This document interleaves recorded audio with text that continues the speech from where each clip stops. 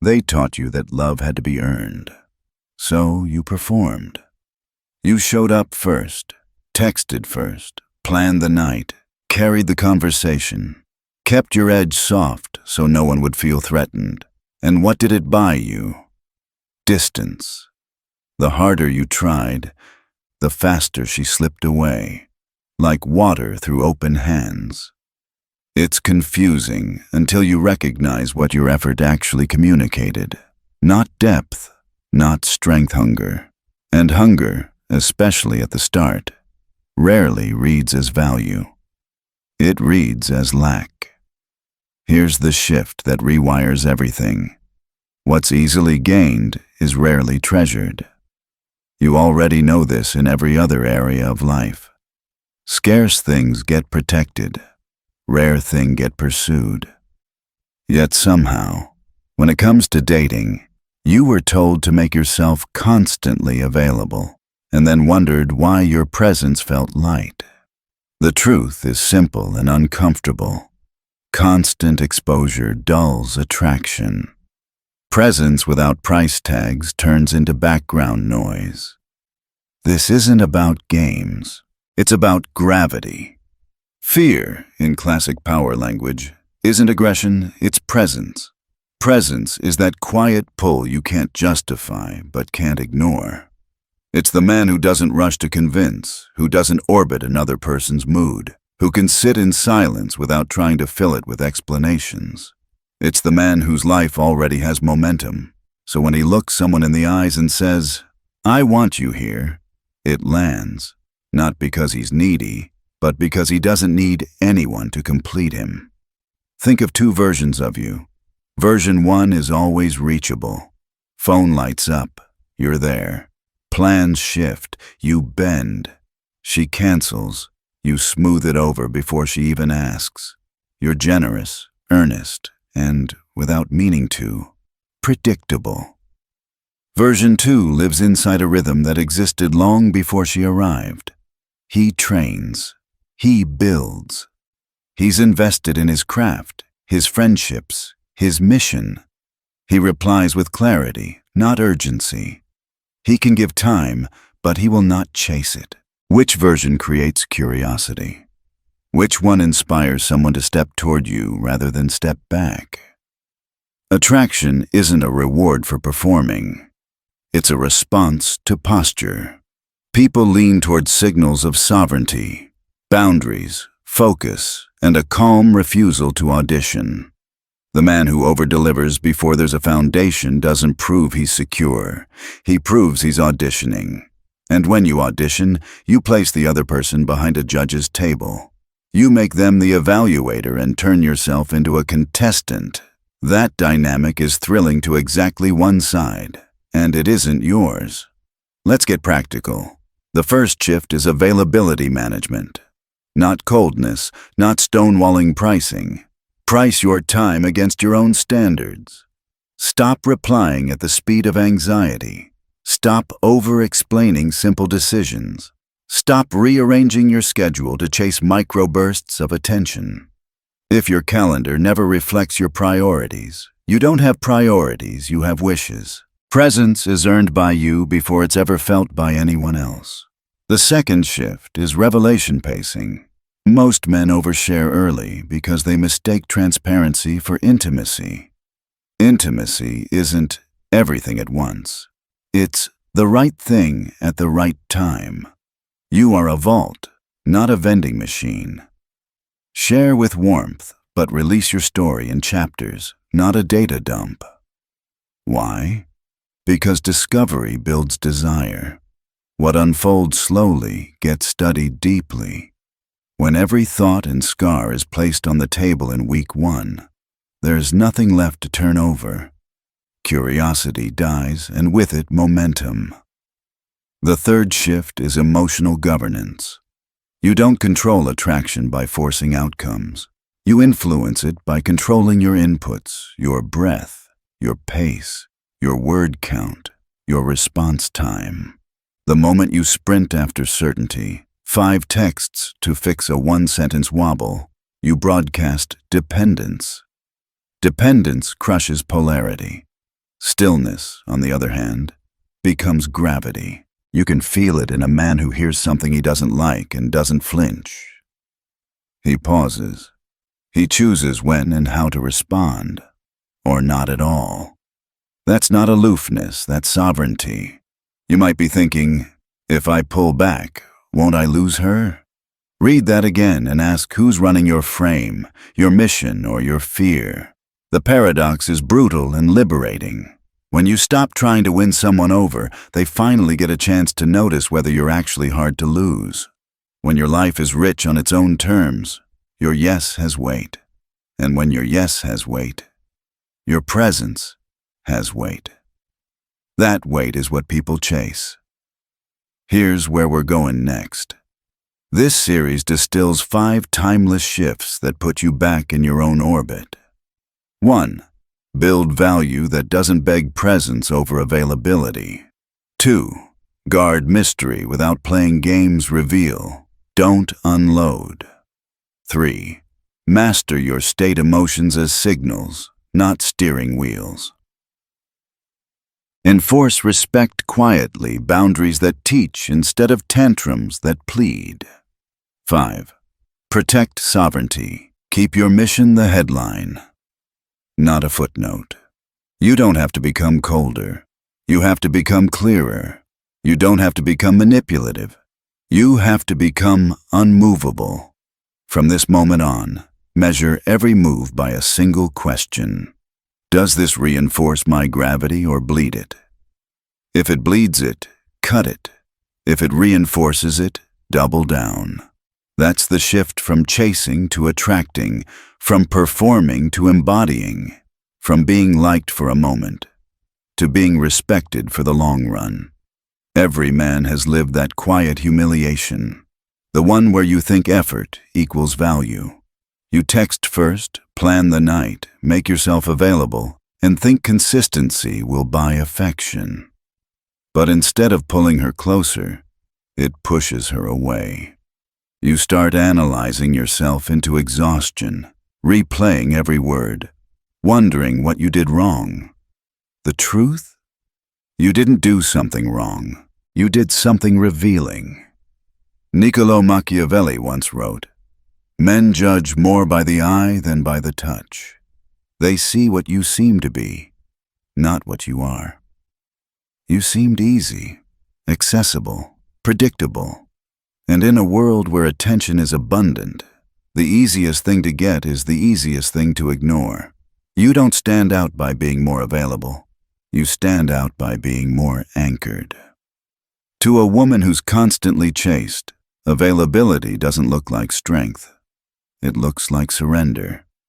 Every man with Wi-Fi can offer attention, but very few can offer presence. Real presence is rare because it's built on discipline, not desire. It's not just about giving less, it's about giving differently. When your presence carries the weight of self-respect, every gesture feels intentional. Every word feels deliberate. Every moment feels earned. Here's where most men break their own spell. They mistake generosity for magnetism. They think giving more will make her stay longer. But attraction doesn't work like gratitude. It works like gravity. You can't thank someone into desire. And no one's drawn to a man who moves like his approval depends on her reaction. Let's paint a picture. The first man texts every morning to check in. He adjusts his plans to fit hers. He cancels workouts, work, and commitments just to keep a moment alive. The second man moves differently. He doesn't vanish, but he doesn't orbit either. He replies with calm clarity, not anxiety. He invests his time where it compounds in his growth, his mission, his body, his mind. He doesn't chase validation because he's too busy creating direction. Guess which one she finds herself thinking about later? The one who made himself scarce, not by hiding, but by living. Scarcity doesn't mean withdrawal. It means value alignment. It means your time, your focus, your attention. These are earned currencies, not free samples. When you stop offering them recklessly, their worth multiplies. Let her feel your absence, not as punishment, but as contrast. Contrast reveals value. The silence between notes makes the music. You've probably heard, "Make her miss you." But that isn't a tactic. It's a natural outcome of wholeness. A man who's building something greater than himself automatically creates curiosity. His energy doesn't scream, "Notice me." It hums, "You can join, but never own this." That's the pulse of healthy polarity, when she feels drawn to something she can't completely predict or control. Now, let's touch the core principle.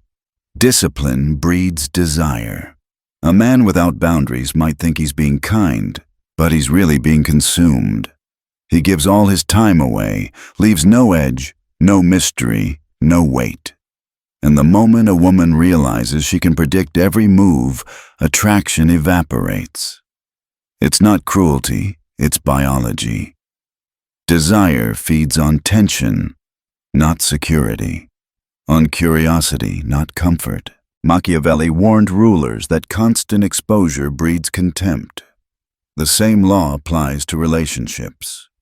Familiarity without earned depth becomes boredom. When you're always there, there's no space for her to wonder. And what isn't wondered about soon isn't wanted. So stop chasing her energy and start shaping your own. Every hour spent refreshing a chat thread could be spent refining yourself, your strength, your skills, your silence. Because here's the paradox. When you withdraw energy from the chase, that energy doesn't vanish. It compounds inside you. It sharpens your presence. It thickens your aura. And when you do engage, your presence hits differently. She feels it. She can't articulate it. But something about you now feels solid. You don't owe constant availability. You owe consistent direction. And that direction, your purpose, your craft, your discipline, is what turns you from a distraction into a destiny. Don't apologize for being focused. Don't explain your silence. Don't dilute your mission to maintain her comfort. Your mission isn't competition, it's qualification. It filters who's meant to walk beside you and who's meant to drift away. So here's your challenge. This week, measure your worth not by who replies, but by what you build in their absence. Let her feel the quiet space where your attention used to live, and then fill that space with progress. When she notices your absence, she'll feel your presence more deeply than any message could deliver. Because the truth is this: women don't chase availability. They chase significance. They chase what's hard to earn, what feels grounded, what carries meaning. And the moment you stop being everywhere, you start being somewhere. You stop existing in her notifications and start living in her mind. That's not manipulation. That's presence. In the next part, we'll go deeper into the Machiavellian art of mystery. How to be open, yet unreadable. Warm, yet unpredictable. Genuine, without being fully exposed. Because once you master the rhythm of revelation, you stop being a character in her story and become the story she can't stop reading. There's a kind of power that doesn't need to shout. It doesn't chase. It doesn't explain. It doesn't compete. It's simply... That's the power of mystery. Desire doesn't live in what's known. It lives in the space between what's seen and what's hidden. Every story that's ever captured someone's imagination has one thing in common: mystery. It keeps you turning the page, wondering what's next. And that same psychology runs deep in attraction. If she already knows everything about you, your routine, your schedule, your fears, your plans, what's left to discover? What's left to earn? This is where most men fail. They confuse honesty with exposure. They meet a woman, and because they want to seem genuine, they hand over the entire story. The past, the pain, the dreams, the insecurities. It feels like connection in the moment, but in reality, it's closure. When everything is revealed too soon, curiosity dies quietly. Machiavelli said it perfectly. A man who reveals all his intentions becomes predictable, and the predictable man is easy to defeat. Predictability isn't just boring. It kills polarity. Attraction thrives on the dance between what's understood and what's yet to be discovered. The man who moves with patience, who speaks when it matters, who listens more than he talks, who doesn't fill silence just to prove comfort, that man leaves room for curiosity. And curiosity is the seed of desire. Imagine two conversations. The first man treats talking like therapy. He overshares, overexplains, and rushes to prove transparency. The second man, he's open but measured. When he speaks, he does it with precision. He answers the question but leaves just enough space for her to ask another. She walks away from that conversation not knowing everything but wanting to. And that's the difference between connection and compulsion. You don't build desire by dumping data. You build it by protecting depth. You are not a social feed to scroll through. You're a vault to be slowly unlocked. And the key is earned, not given. In a world that glorifies oversharing, privacy becomes rebellion. It becomes power. The fewer people who can read you, the more influence you carry. That's not secrecy, it's strategy. Machiavelli understood this long before smartphones. The more hidden a man's intent, the greater his control.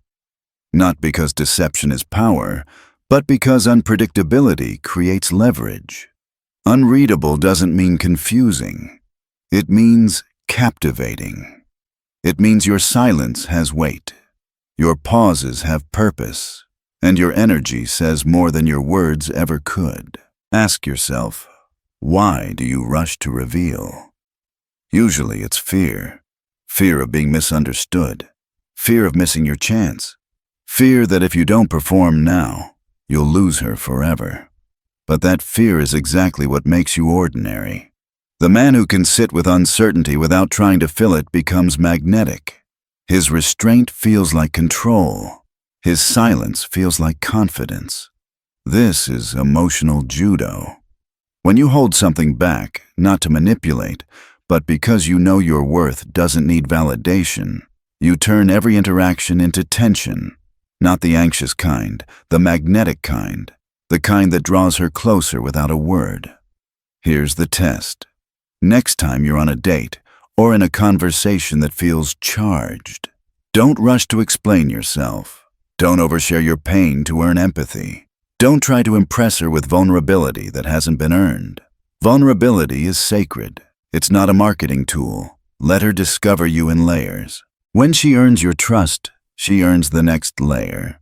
When she shows consistency, she gets access to your story.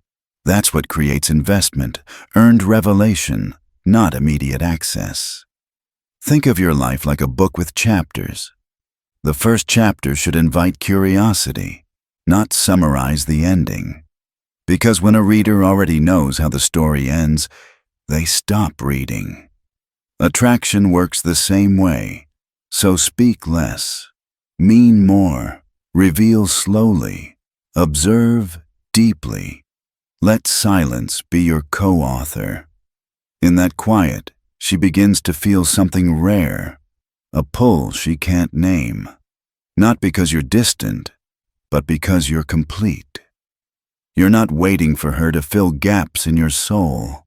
You've already filled them yourself, and that makes you ungoverned. Remember this: you are not hiding. You are protecting. You are not detached. You are discipline, and that discipline, the ability to remain calm, unreadable, and intentional, is what separates the men she forgets from the ones she never stops thinking about. Because mystery isn't about pretending to be someone you're not. It's about protecting the truth of who you are until someone's worthy of seeing it. In the next part, we'll talk about emotional discipline, the Machiavellian art of staying calm under pressure, of holding your ground when you're tested, and how emotional control becomes the ultimate form of masculine power.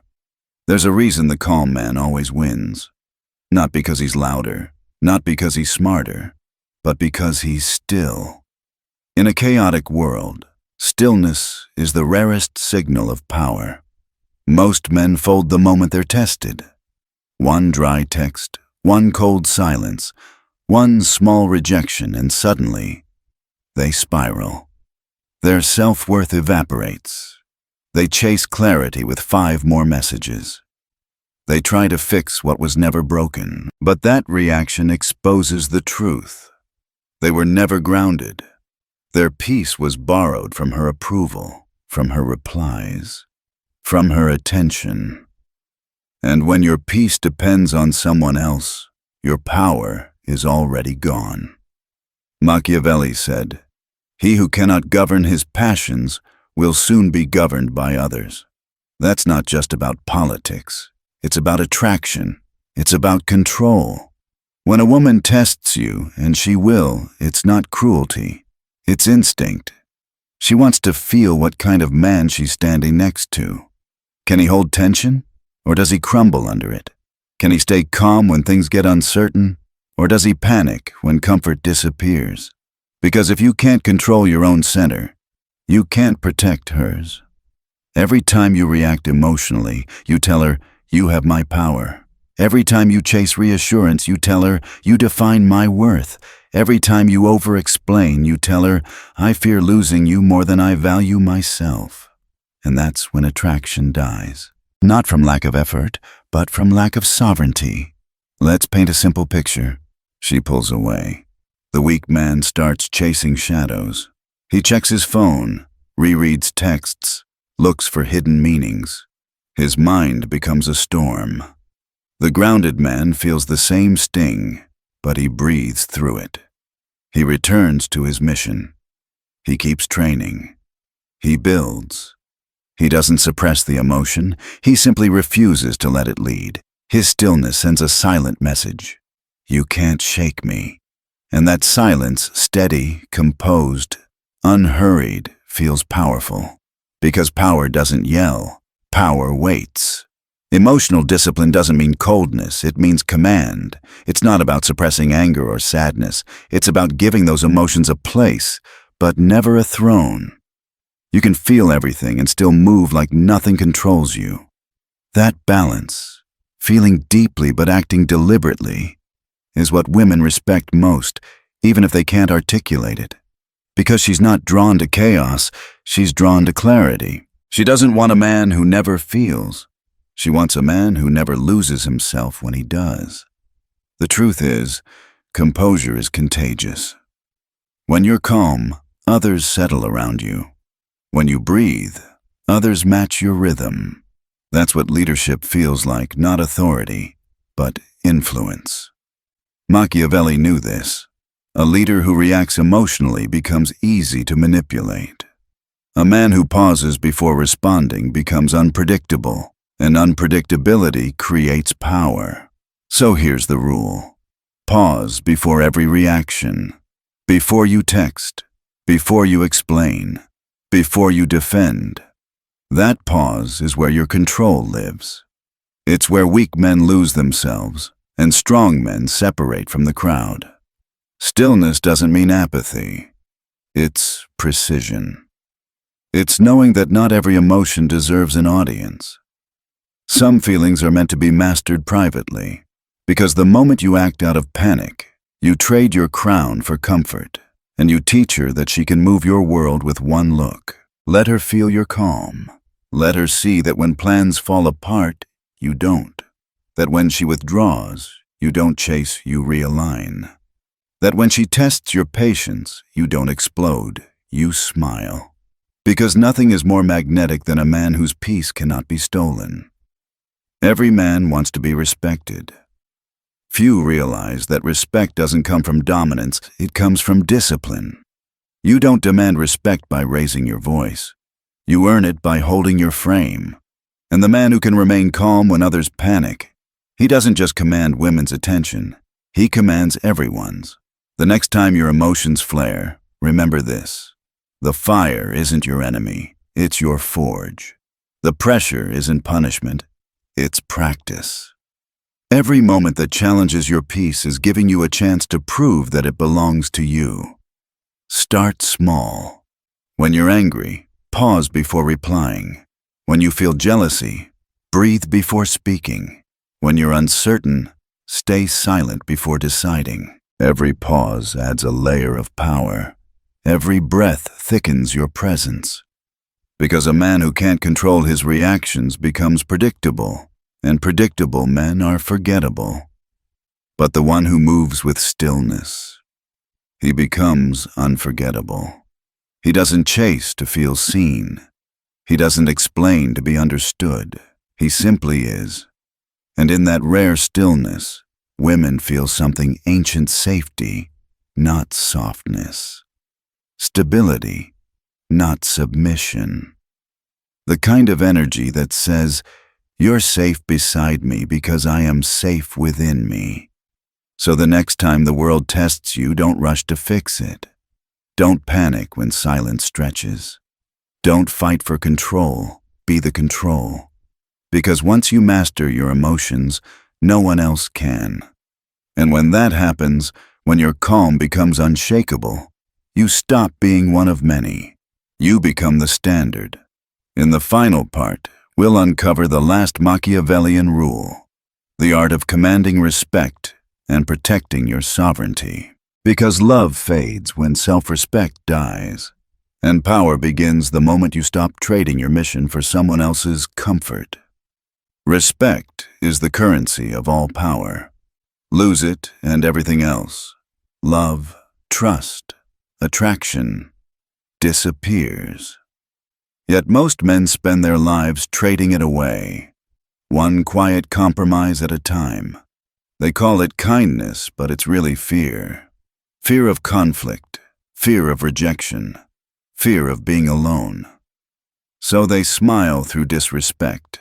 They accept canceled plans. They laugh off comments that sting. They think patience will earn love, but patience without boundaries only teaches others that you can be ignored. Machiavelli warned, "He who does not command respect invites betrayal." And betrayal, in the modern world, doesn't always look like deceit. It looks like slow erosion. It happens the moment you stop defending your standards to keep someone comfortable, the moment you stop saying no, the moment you lower your tone instead of raising your standard. Each time you do that, your energy weakens. Not because she took something from you, but because you gave it willingly. Respect isn't taken, it's surrendered. And once you surrender it, it's almost impossible to rebuild. The truth is simple. She can't respect a man who needs her validation to feel steady. She wants to feel your strength, not your approval, your presence, not your panic. She doesn't test you to destroy you. She tests to see you.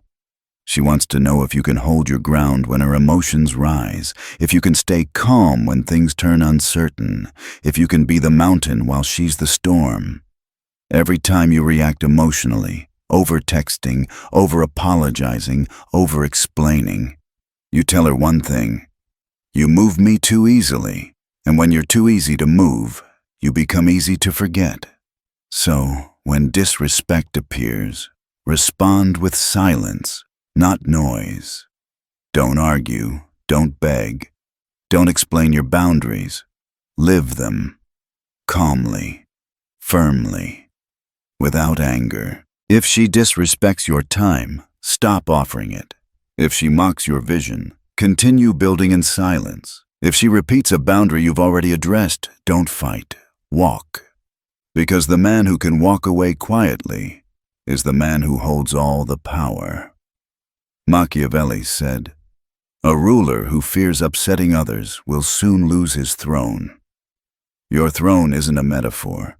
It's your mission, your direction, your self-respect. Hand it over just to keep her happy, and you'll lose both the throne and the woman. She may enjoy the comfort of control, but she will never feel desire for a man she can rule. Real masculinity isn't about dominance. It's about direction. You don't lead through volume. You lead through presence. When you calmly say, "That doesn't work for me," and you mean it, the world adjusts. Because real strength is quiet.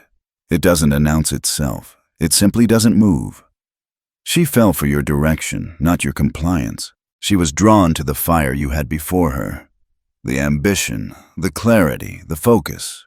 But when you start orbiting her world instead of building your own, the flame that attracted her starts to fade. What she once respected, she begins to pity. You were never meant to make her your world. You were meant to invite her into one you've already built. So stay focused. Keep your structure intact. Your purpose is not arrogance, it's gravity. It keeps you centered when emotions pull. It separates the boys chasing affection from the men commanding it. A man with no direction becomes replaceable. A man with vision becomes irreplaceable. That's why your mission matters more than her mood, because when your purpose collapses, your presence collapses with it. Let her see that your discipline comes before her demands. Let her feel that your time is precious because your life is purposeful. Let her know that affection will never buy your self-respect. And if she can't rise to that, let her go not with bitterness, but with grace. Because a man who stands firm never really loses anyone. He only filters who was strong enough to walk beside him. This is what Machiavellian wisdom really means. Control isn't domination, it's containment. Power isn't noise, it's composure. Love isn't begged for, it's drawn to self-mastery. So stop explaining your worth. Stop performing for approval. Stop mistaking tolerance for strength. Speak less, move slower, and let your actions carry weight. Because when your respect becomes non-negotiable, everything around you shifts. You stop attracting chaos. You start attracting alignment. You don't have to be cruel to be powerful. You just have to be immovable. When you protect your mission, you protect your peace. When you protect your peace, you project certainty. And when you project certainty, people naturally fall into your orbit. Not because you chase, but because you've become the gravity they can't escape. That's the final law of power. A man who knows his worth doesn't demand respect. He commands it. Not through fear, but through stillness.